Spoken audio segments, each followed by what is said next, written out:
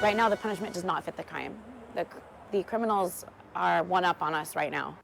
First at 5, Kern County District Attorney Cynthia Zimmer is leading the effort to amend an unpopular ballot measure she and others say has led to more drug use and more crime. Thanks for joining us. I'm Rochelle Murcia. And I'm Michael Patterson. Prop 47 was passed nearly 10 years ago, and it reduced several felony crimes to misdemeanors. Now the measure is unpopular to the point it is in the process of being put back on the ballot this November. Eyewitness News reporter Will Silverstein spoke with District Attorney Cynthia Zimmer and several small businesses in Bakersfield. Will, what did they tell you? Well, small business owners are quite frankly frustrated, some saying they are just forced to budget for these break-ins. Placed all these windows 3 or 4 times each. Luigi's restaurant owner Gino Valpredo was thrilled to host the ballot signature event on Friday. Valpredo says he has been waiting for an initiative Bakersfield small businesses can get behind, especially because now he has to budget for break-ins. We were kind of joking about it, but 2 years ago we're like, I'm gonna have to start putting this in the business plan.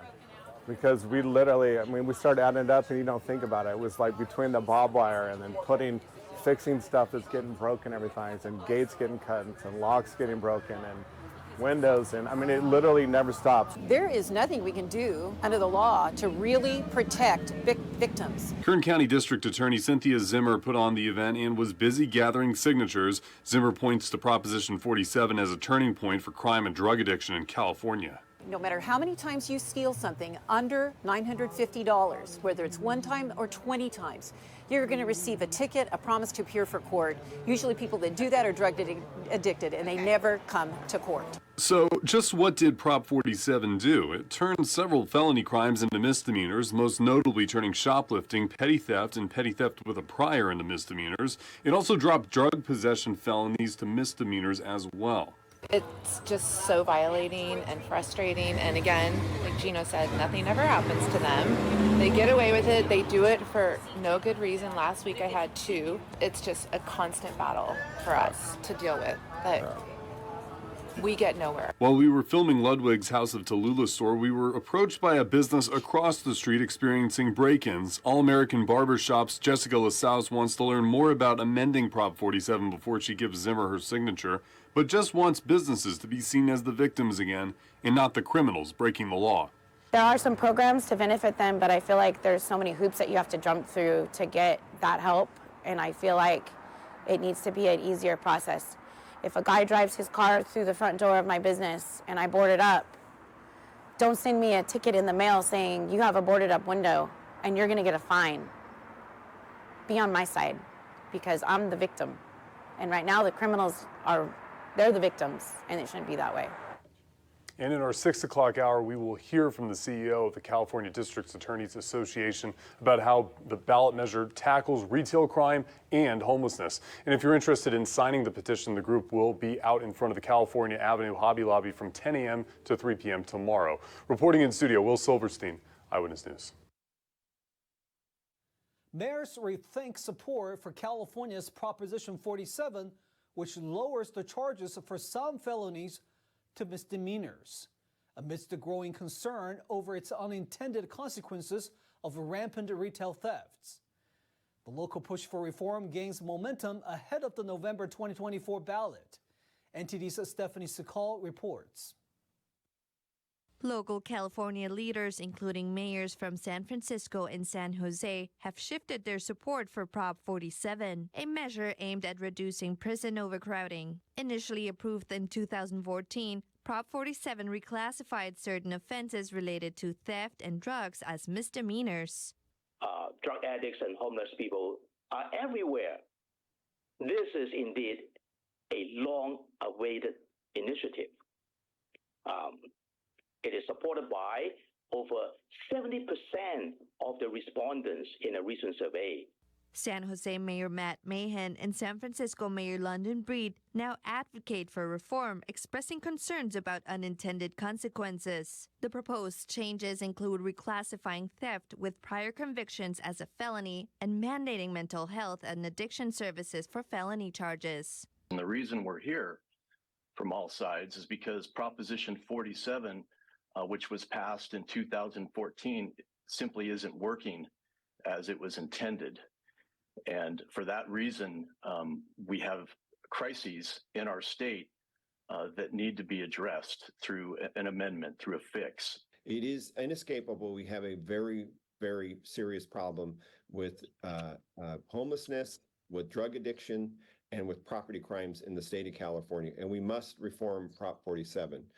Despite Prop 47's initial goal to reduce incarceration, homelessness has increased. Reform supporters argue for data-driven policies, while critics highlight a rise in retail theft without perceived threat of punishment.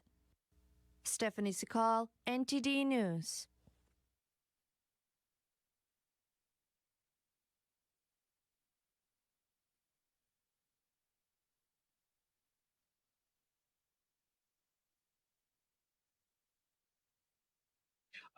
Hey, man. Hey, everybody. Welcome back to the Quintana Show. Today, we have a guest that's really important to me. He is maybe one of the longest serving district attorneys in California. 18 years as the district attorney in Yolo County. For those of you who aren't in California, which I know is probably most of you, it's right outside of Sacramento, has the University of California, Davis. It's a very, very interesting county. And Jeff can go more into that if he wants, but it's very diverse in the fact that you have like old crusty farmers, and then you have a bunch of, like young protesting students at the University of California, Davis. So I'd like to welcome to the show Yolo County District Attorney Jeff Reisick. How you doing, Jeff? Great. Thanks for having me. And that was a good intro to my county. And you're right. It is very interesting. Yeah, I mean, it really is, because you go outside of the University of California, Davis, and you got guys that are driving grape trucks, and it's a whole different world out there, like from Wheatland to Davis. It is. Yeah. California is so huge. I mean, I remind people we're bigger than Canada population wise. We're bigger than Australia. We're bigger than every state west of Texas combined population wise. And there's only 58 counties, and that means each one of those counties is like almost like a state among itself. But Yolo is right next to Sacramento, so we have a lot of influence in Sacramento politics. Yeah, you really do. I think your county punches above its weight when it comes to influencing. Well, being heard. Whether you're influencing it or not, that's a different question, because unfortunately, the legislature here doesn't do great things when it comes to public safety. My politics are interesting. I mean, I'm pretty liberal, except for criminal justice. On that, I am as conservative as you can be. Maybe it's the way I grew up. As I was telling you before, I did work very briefly for the San Diego District Attorney's Office, and right out of law school, and I was on track to become a prosecutor with their office until I discovered politics, and that's when I immediately bailed once I saw the opportunities in politics. But so perhaps that influences, my opinions. But did you always want to be a prosecutor, even right out of law school? No, actually, I started off working in the public defender's office, believe it or not. I thought that I was going to work on that side of the aisle. And I worked as a certified law student for a number of years. And it was that experience behind the curtain of the criminal defense bar that convinced me that I couldn't do that job, I just couldn't do it. I couldn't sleep at night with some of the things I saw. And so that pushed me towards prosecution. And I've been here ever since, almost 28 years as a prosecutor. But that experience did help me. It gives me perspective and an understanding of how things work on the criminal defense side. And I'm grateful that I had it. Yeah. It's always interesting to meet people that were either a prosecutor, then went to criminal defense, or criminal defense, and then went to the prosecution side. I like that. It's rare, though. I do like, well, not on white collar stuff, right? But when it comes to like public defender, prosecutors going to the public defender side, that's a little more rare, I think. What you and I are going to talk about today, Jeff, is what is happening in California. For those of you who are outside of California, you probably see a lot of it on the news. You've seen the video of people running in and out of the Targets and the Walmarts and all the other drugstores. You've seen them going into poor people who are just trying to earn a living for their family. You've got a small little, store up on a street somewhere in LA, and people just come in and steal every freaking hat that they're trying to sell, right? And what's happening in California is that over the past, I would say, since like the 2011, 12 era, we have seen a complete change where the definition of who a victim is has been turned on its head. It used to be the person who was had the gun put in their ribs in California was the victim. Now it's the person who's holding the gun. They're considered the victim by the leadership of California. It's been wild to watch that switch. What do you think has led to the switch in California as to how they perceive criminal justice? Yeah, well, you just nailed it. I mean, California has been on an aggressive criminal justice reform path since about 2011. And I've been the DA the entire time. And, what we've seen in California, frankly, is a free fall. I mean, California is in a really bad place right now when it comes to public safety. And in my assessment, it is directly caused by a lot of these misguided reforms that have resulted in mass releases from prison, decriminalization, et cetera. I mean, it's really not a good thing that's happening in California. Well, every change I find it giving my life in politics has people behind it. I think what we've also seen since that time period is the rise of, I've seen this as a lobbyist in California. It used to be lobbyists were lobbyists for, whatever, oil companies, insurance companies, hospitals. But now a lot of lobbying happens on behalf of what we call NGOs or nonprofits. And a lot of these NGOs and nonprofits are funded by people who are answerable to no one. A lot of billionaires fund these, or they put together, money from people out of state who have, huge wallets, and they begin lobbying in California for what their vision, right, of what a society should be. It's amazing. I was talking about this yesterday with a former legislator, and we were talking about how these NGOs and nonprofits have really just come to the fore as to shaping policy. Unfortunately, they're all shaping policy from one direction. So what have you seen there? Again, you nailed it. I mean, the old saying is follow the money. And when you follow the money in criminal justice and what's driving the policies, what you find is, elected officials, whether they're lawmakers or even district attorneys, we're elected to 4-year terms.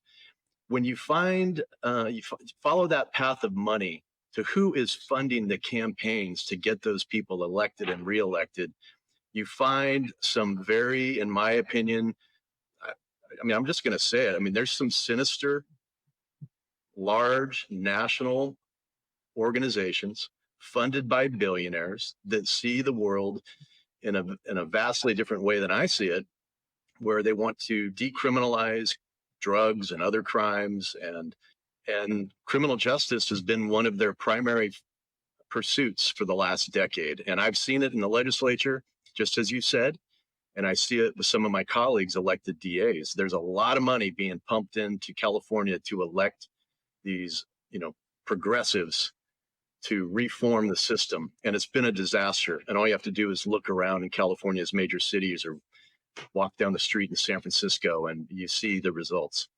Yeah, what it has led to in my, what do I know? I'm just a goofy Mexican, right? But what it's led to in my perspective is there's always been a social contract. And when I worked in the DA's office, to me, we were part of that social contract.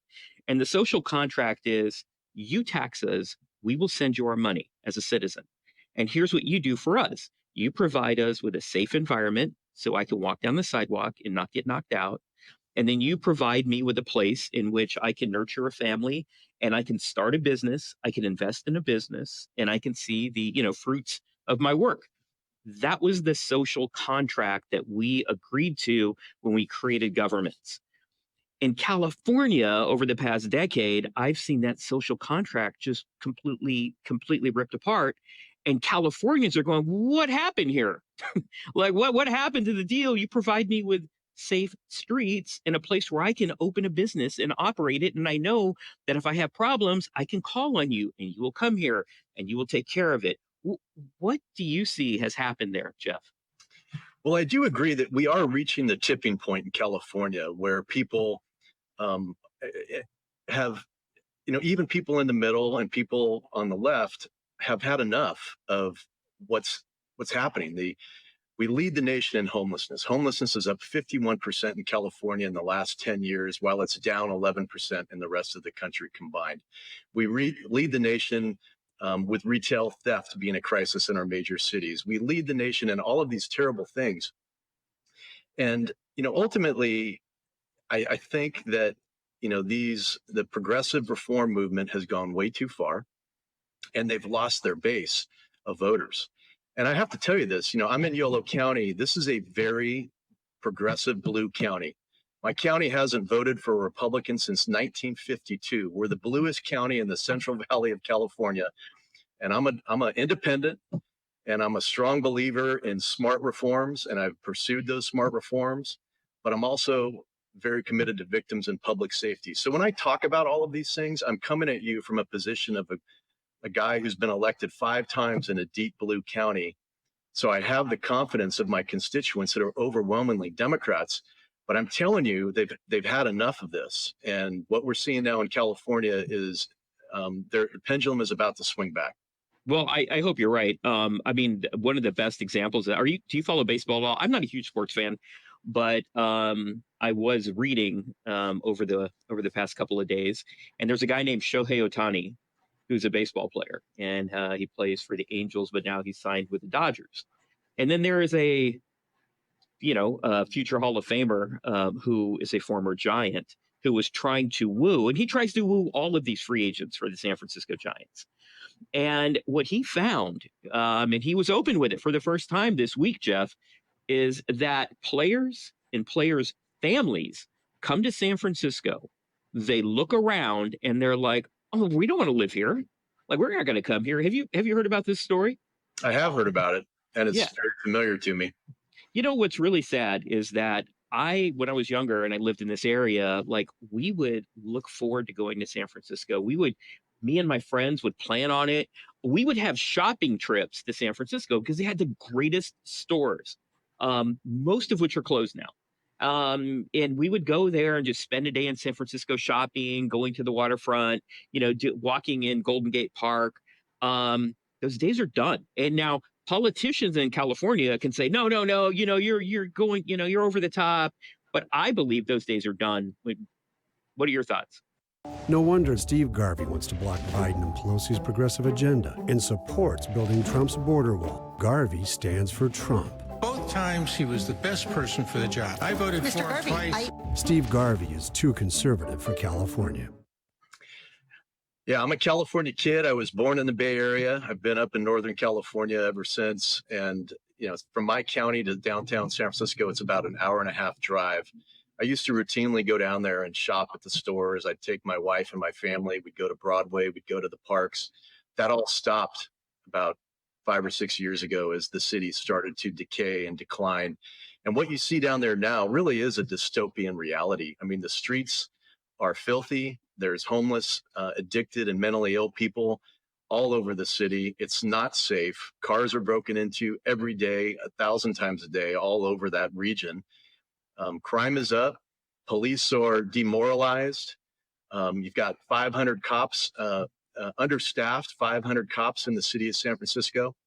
And ultimately, all of that, it doesn't just come down to mismanagement within the city, which I think there has been, but it's a statewide issue as well. And San Francisco is really ground zero for all of the misguided reforms that have triggered this total decay in civilization. And I say that, it breaks my heart to say that, because San Francisco used to be one of the most beautiful cities in the world, and now it's an absolute train wreck. So, this to me, I think what you're seeing in San Francisco, and you brought up what this Giants ball player is saying, that's what I'm hearing from everybody who's being honest. It's only the politicians that are trying to defend their ideology that continue to say that there's something else going on.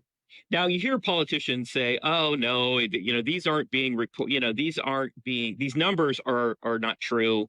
They're wrong on the number of crimes. The crimes have actually gone down." What's your response to that? it's laughable. I mean, first of all, they're basically saying to people, don't believe your lying eyes. Walk around San Francisco, ask people who live there, including, I mean, it's a deep blue city. And the folks that lived there threw out their DA a few years ago because he was contributing to the decay. But regarding the data in particular, there is a problem with the data. And I'll just give you one example, retail theft.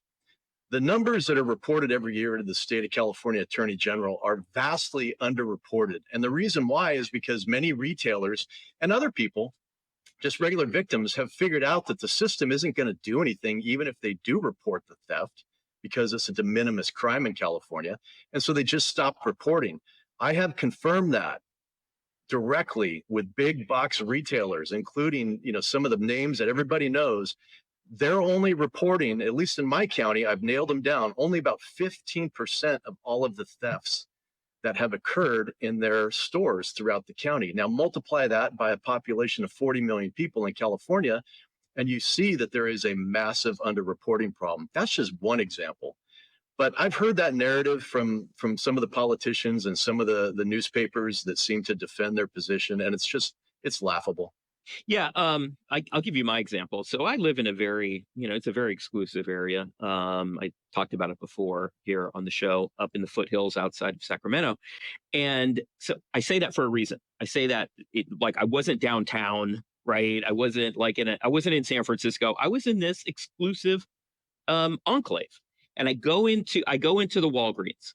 And I had seen a young woman. It was like 92 degrees outside, but she had on a big puffy jacket. She looked like she was 22.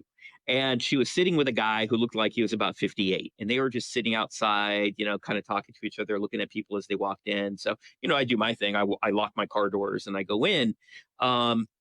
And then she walked in after me, and she is in front of where the medicines are, the ones that you can buy. You don't have to go to the pharmacist. And she is like looking at the mirror and then looking back at the cash register, looking at the mirror, looking back, like she's not doing anything yet. Right. That's not how I shop. I don't look in the mirrors to see where the clerks are when I'm going in to buy, some stuff. So I went and I bought bought a little thing of, not Cracker Jacks, but something like that, some caramel corn. I got to hankering for caramel corn every once in a while. And I go there and I told the two cashiers who were hanging out at the, behind the register. And I said, hey, I want to let you know, there's a woman over there with a big puffy jacket. It's 92. And she keeps looking at you guys in the mirrors to see where you're located. And she's staying around and, she's hanging out in front of these medicines. And they looked at me and they go, yeah, there's nothing we can do about that. And I looked at them and Jeff, I was like, well, then why the fuck am I paying? Like, if you're just handing the shit out, why am I paying? Why are people who obey the laws actually following through with that contract and giving you money if you're not even going to stop people like this from stealing your shit? So it's very, very frustrating. Those things aren't even reported because they don't even consider it theft, Jeff. So Jeff, that's just my understanding. And as I referred to earlier, as I talked about earlier, that goes with that social contract. So I obviously, my being a lobbyist, what I make is public record. So I obviously can go in there and get me some Cracker Jack and it's not going to break me, right? But what do you do if you're living in an apartment, you're struggling to make your car payment, you're struggling to pay your rent, food, all the prices keep going up, and you're in there and inherently you're a decent person, but you see 4 other people walking out without paying. At some point, because of your internal struggles, my concern is we just have a societal breakdown. And everybody goes, hey, I understand you're supposed to pay, but look, no one else is. So what am I supposed to do? Do you think that we're at that point where things like that could be happening? 100%. And, this culture of lawlessness that you are referencing through this story is exactly what we have seen around California in the last 10 years. And let's just take it back to why, because people, a lot of everyday people say, why is this happening? It's happening because laws were passed in Sacramento and some on the ballot that decriminalized certain crimes. It lessened the penalty for theft so low that there's essentially little to no deterrence anymore certainly no consequence of substance to stop people from stealing. And so you see this increased culture of lawlessness, exactly like you described, because if all these thousands of people are doing it, I mean, go online, you can find videos all day of smash and grabs. Why the heck wouldn't I do it? I mean, why would I be the sucker that pays for this $20, 6-pack of beer when I can just walk out the door and nothing's going to happen? And that literally is happening across California at a magnitude I can't even explain to you. And that's not anecdotal. We have data that shows that. We're talking to the retailers, and as a long-term DA, I just say unequivocally, it has never been so bad in California because of that. Well, why do the retailers allow that to happen? Well, they're not allowing that to happen. What's going on is when the laws were decriminalized. So when theft, for example, was taken from, it used to be a felony if you took over $450, or if you previously had 2 or more convictions for misdemeanor theft, the DA could charge you with a felony. A felony is a more serious crime. It exposes you to real penalty. And we would then be able to go out and arrest those people. Police would respond. They would arrest. I would prosecute. And people would then either go to prison or jail, or we'd get them into a program. Once the law was changed that took those crimes down to a misdemeanor, including eliminating petty theft with a prior as a felony, it can never be a felony in California now under the current law, which means you can steal up to $950 every single day, multiple times a day, and it's a misdemeanor. What does that mean? It's a ticket. You get a citation. You don't go to jail right away. And even if you do get convicted, you're not going to serve any jail time because of the reforms. What that has led to answer your question, is there's been a decrease in accountability, a decrease in the police's ability to respond and arrest, which has then driven down the retailer reporting rate. And so you have a lot of retailers who, they're hit by this retail theft issue, but they also can't report 100 thefts a day when they're trying to sell product and manage the store at the same time. So they just stop reporting. Mm-hmm. Who I feel for are these poor retail workers. They're in there, they're working their asses off. They're making, I don't know, they probably make, $18, $19 an hour, which in California is nothing. And, they have to sit there and have their pride stepped on by people just walking right in front of them and taking, everything off that shelf that they just, they thought that there was an agreement here, right? I really feel for these retail workers. And that's why I think now you're seeing some of these retail workers actually fight back. And of course, that's who the media focuses on, right? They focus on the Target worker who fights back because he's sick of being stepped on all day. But all of this is self-inflicted, in my opinion, Jeff. It's all self-inflicted by the voters of California who have not cared who they put into office. Yeah, that's right. You're exactly right. And it's even worse than that for the folks, the team members that work in these retail stores, because the violence, this culture of lawlessness that we've been talking about, that's escalated because of the reforms and the liberal policies, has also resulted in more violence against staff than we've ever seen. You have people who are getting murdered at Home Depot and 7-Eleven and Macy's, and you've got people who are being routinely beaten, and they're just working behind the counter. Right. And these thieves come in, and this culture of lawlessness has created it's chaos. Yeah. And again, it comes down to who people vote for, and I say it to my own family, like, wake up, open your eyes, stop voting down the party line just because that's what you've been told to do. Look at what these people actually believe on these policies. Right. And of course, it's not an either or Democrat or Republican. There are people on all sides who have all sorts of opinions, but focus on this issue. Because this is the one that affects all of us every day. And you know what? The other thing that I think is going to be, so dangerous, and honestly, it's more sad than dangerous, is that there are children who are growing up in this environment. There are children who have to walk down the sidewalks, and they see things on the sidewalk that I never thought I would see in California. And that is going to be their normal. They're going to think, oh, that's how life is. That's how California is. Have you seen any of that occurring as, we expose our children to this over the past decade? Well, yeah, 2 things for you. First of all, I recently took my own children to a breakfast in Sacramento. And as we walked to the restaurant, there was somebody in the gutter, literally laying in the gutter with a heroin needle in their arm. And I had to explain to my daughter why that was happening and why it was allowed. At the same time, this morning, driving in to do this interview with you, I was listening to a story, and then I watched a video of kids going to school in San Francisco and having to be escorted by a group of adults through a drug-infested neighborhood. It is so maddening to me, all of it. And it all, again, this comes back to the people we are voting for. And to your point, this isn't just a one-party thing.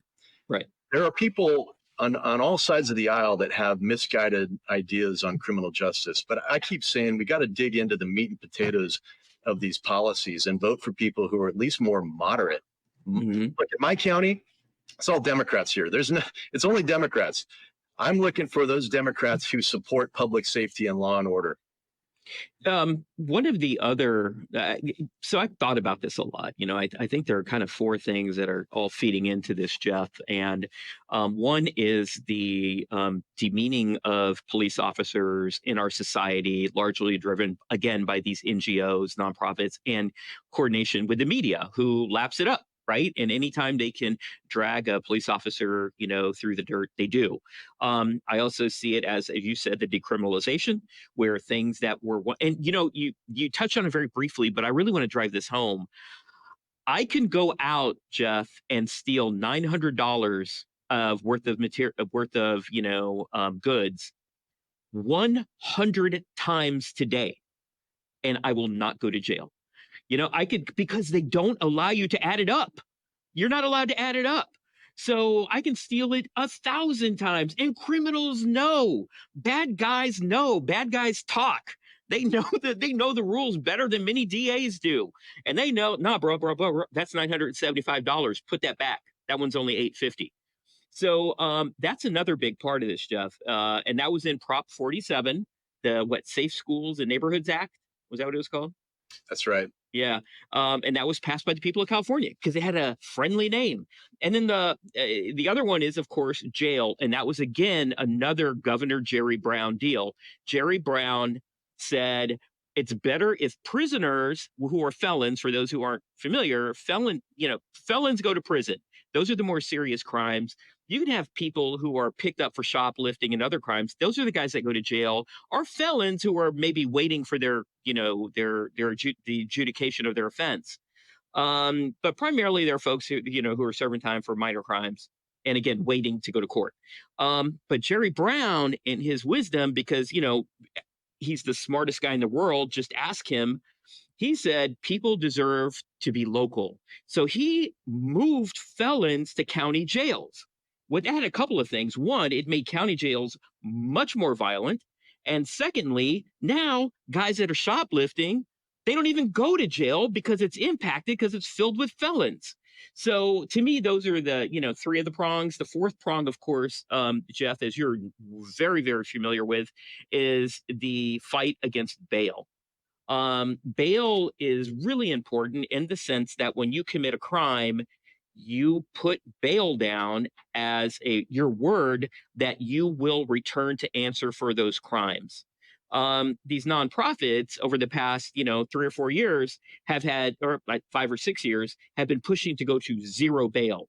In other words, you don't even have to put your word down that you're going to come back to jail or to court to be tried for that offense. You're just let go. And you give them with a wink and a smile. I know that that when we have low bail or no bail, that people just don't return to court to answer for their crimes. Can you talk about that a bit? Sure. So in California, we actually had an experiment with zero bail during COVID. And the short version is we had a Supreme Court order that ordered every county in California to adopt a zero bail schedule. Because they didn't want to fill the jails with people who might get sick and die, which at the time seemed to make sense. But what that means, what zero bail means, is you can go out and commit misdemeanors or certain felonies like auto theft and burglary, and you will be immediately released back into the community. You won't spend any time in jail. They don't do a risk assessment. They don't talk to the victim. They don't look at your criminal history. You're just released and told you need to come back 6 weeks from now to appear in court. Well, I was the only DA in California that tracked that data, and we did a very comprehensive study on the impacts of it. And the short version is we compared people who were released on zero bail to those who were released on posted bail. People who are released on zero bail commit 200% more violent crime than people who are on the traditional posted bail. They commit 161% more total crime, and their failure to appear rate in court is close to 80%. They just don't come back. And when we really dug into it, we found that people who were released on zero bail, many were reoffending that exact same day, committing other felony offenses. We had some that committed murder, rape, assault, child molest. It was an absolute disaster of a policy from any fair analysis. Yet, as you point out, there's still a very strong movement from some very wealthy people to implement zero bail in California and beyond. He was the best person for the job. I voted for him twice. Steve Garvey is too conservative for California. The reason this gets me so mad, Jeff, is because the people that are pushing this, the people in those NGOs and nonprofits, the uber wealthy people like Jerry Brown, again, who's behind most of this, they don't live in these neighborhoods where these people who get arrested for stealing your car are immediately released to. They don't live in these neighborhoods where when the guy in the apartment next to you beats up his wife and then you report him, that he's immediately released and he's coming back to to the apartment next door to you. They don't live in these areas. The people that are pushing this live behind gated communities. They live in other countries, and they don't have to, reap the consequences of what they've sown, like the poor people who are in those apartment complexes that are stuck. So have you seen that too? It's so true. And it's really ironic to me because a lot of the push from the reformers is that they want to address inherent disparities in the criminal justice system, particularly the disadvantaged, underprivileged, or people of color. Yet the policies that they have implemented have resulted in more victimization in the neighborhoods involving people of color. And I've seen it every single day. It's exactly right. The people that are suffering the most from a lot of these reforms are poorer people, people of color that live in underserved communities. And it's the greatest irony of these reforms. It's hurt more people than they ever could have imagined. Yeah, and what it also has done, it has created a situation where people don't want to report a crime, right? And we're not talking about theft anymore, but they don't want to report a crime because they know with all of these zero bail policies, these people are going to be immediate released and they're going to be right back in that complex or right back next door to these people. So it's like not even worth it to report the stuff when you see it. Yeah, we've heard that from victims for sure, that, why would they bother to report somebody for committing a crime, knowing that person will be back in the neighborhood that night to pay them a visit? We've heard it straight from their mouths. Have you heard of the Zero Bail Project? I have. I've been tracking those movements. So the Zero Bail Project, for those of you who have been tracking them or following them, they're a group, again, funded by, uber wealthy people. They're a nonprofit. And what they do is they raise money and they go and release people. They pay the bail for people. But what we're seeing, Jeff, and you let me know if you're seeing this also, is that these people are releasing people that immediately go back into the communities and they continue to inflict harm. In fact, the Bail Project is being sued in Indiana for releasing someone who immediately went back out and committed murder. So are they active in California? Because I think they're one of the most dangerous elements out here when it comes to public safety.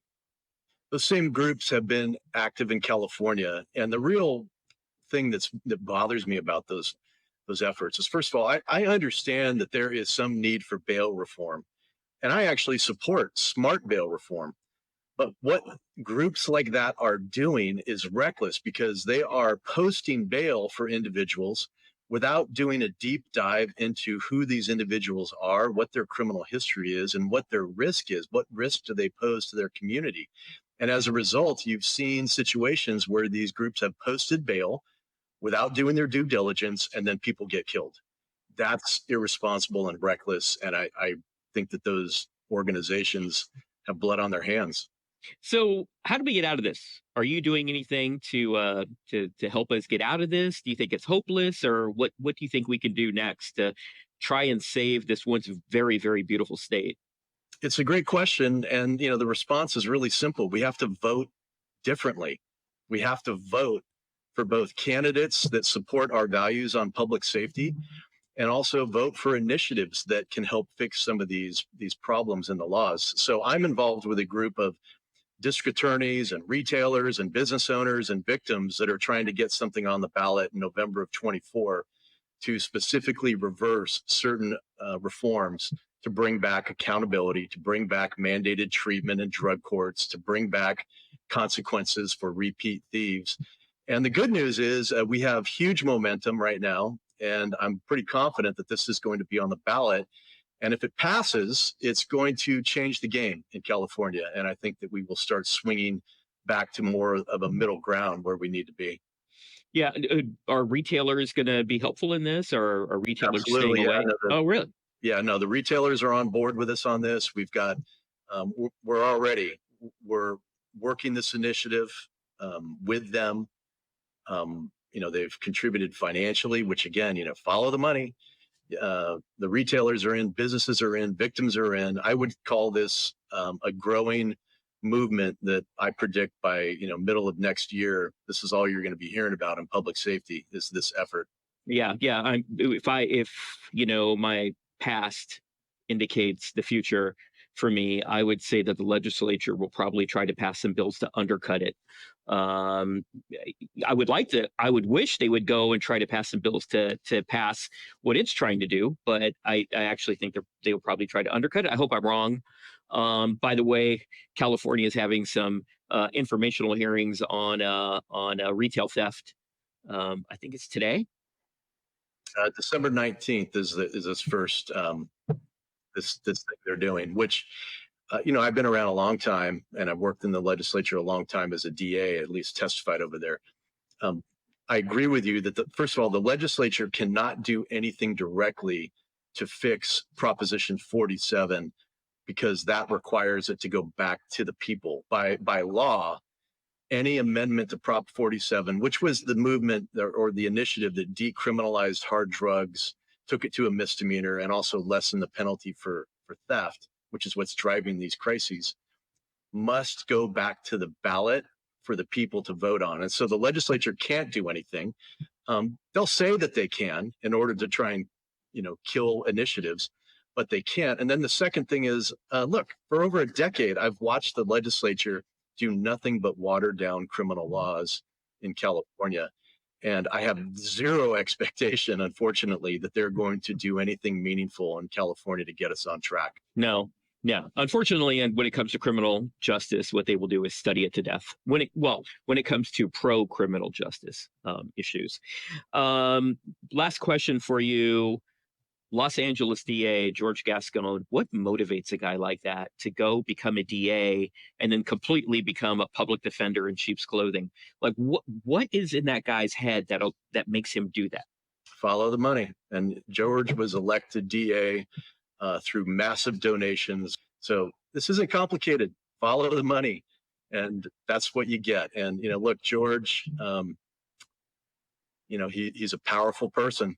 And you look at the millions that funded his campaign, almost all of it comes back to the same groups that are absolutely inconsistent with public safety we're talking about.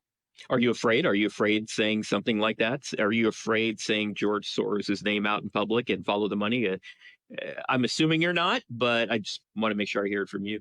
I'm not afraid. I mean, George Soros has funded, he's put billions of dollars into electing progressive district attorneys across the country. They've tried to take out DAs like myself. I'd call myself a moderate DA in a deep blue county. They've come for me multiple times, and I've defeated them. But at the end of the day, his networks and what, it's a complicated web with the money, but he puts in billions, which then go into all of these NGOs, these nonprofits with different names that then make massive donations to candidates to get them elected. To me, it's sinister. To me, it's been a total failure. I challenge my colleagues on the progressive side to show me examples of the success. And here I sit 18 years as a DA, and I can't tell you a single success that they've had other than destroying some of our cities. Yeah, it is very sinister. If you follow the money, you follow that web. Yeah, it is very, very sinister. If you have a little free time for some of our viewers, you should go on a little rabbit hole on that. Jeff, this has been amazing. I hope California can bring itself out of the abyss that it finds itself as far as public safety goes right now. I hope our children have the ability to walk down clean sidewalks sometime. But hopefully you will make that happen with your new initiative, and that'll be on the ballot when, do you hope? November of 2024. Okay, very good. We will keep talking about that then. And I can't thank you enough, Jeff. Thanks for taking the time. I know you're out there prosecuting the bad guys, so thanks for taking the time with a little guy like me. Thanks for having me. I appreciate it. All right, man. Bye-bye. Hey, if you like what you hear, like and subscribe. It really means a lot, and we would love to have you coming back every week. Thank you.